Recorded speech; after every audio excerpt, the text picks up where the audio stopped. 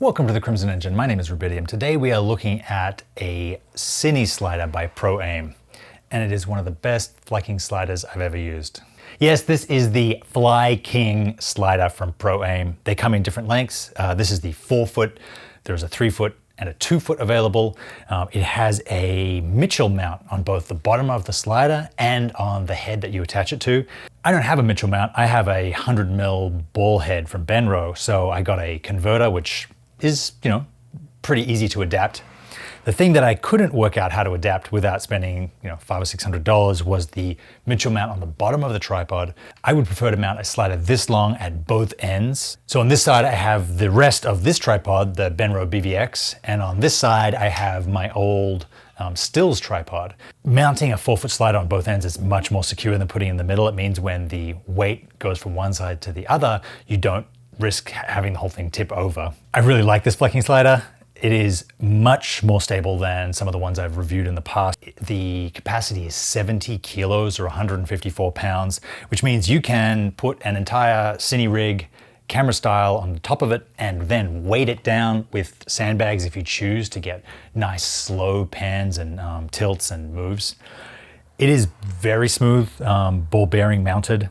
It has a spring-loaded little bounce in the either end of the slider carriage so that when the slider gets to the end, it compresses and then bounces back. You don't get a hard stop, which can lead to things toppling off and put strain on your camera. DSLR sliders are great, and I've owned a bunch of them. If you're using time-lapse or you're using some kind of small little shot on the ground just to get some depth, they're amazing for what they are. They're very transportable, they're light. They won't work for a camera this size or larger. I mean, the C200 is probably the smallest digital cinema camera of this quality. They go up from here. So this is like 5 or 6 pounds. You can get cameras that are much beefier, like 30 and 40 pounds. By the time they have all the stuff on them, they're like 60 pounds.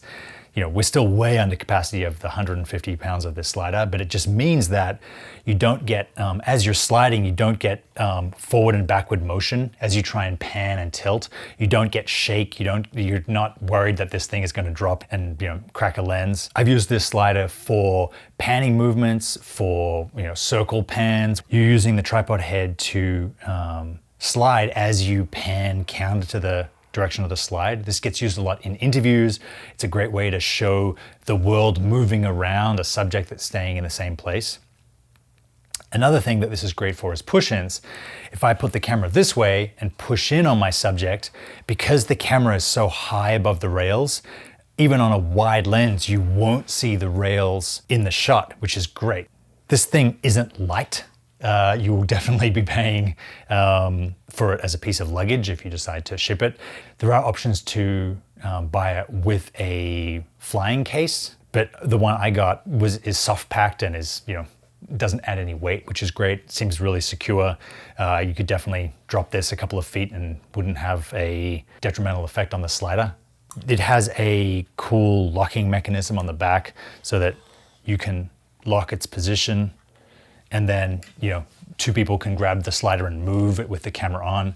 I would suggest that you don't try that. And anytime you're going to move a slider, take your $10,000 plus piece of equipment off the slider before you want to move it.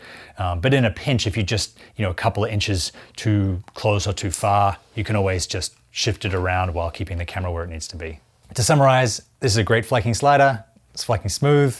The name is great. I get a lot of mileage out of that. It is a really great way to get very professional shots with a large payload. This 4-foot cost $800. The equivalent of some other brands for a similar kind of product is like $3,000 and up. So if you want to get into this space with a very usable slider, this is a really great option to check out. Thanks very much for watching. That is my review of the Flyking slider.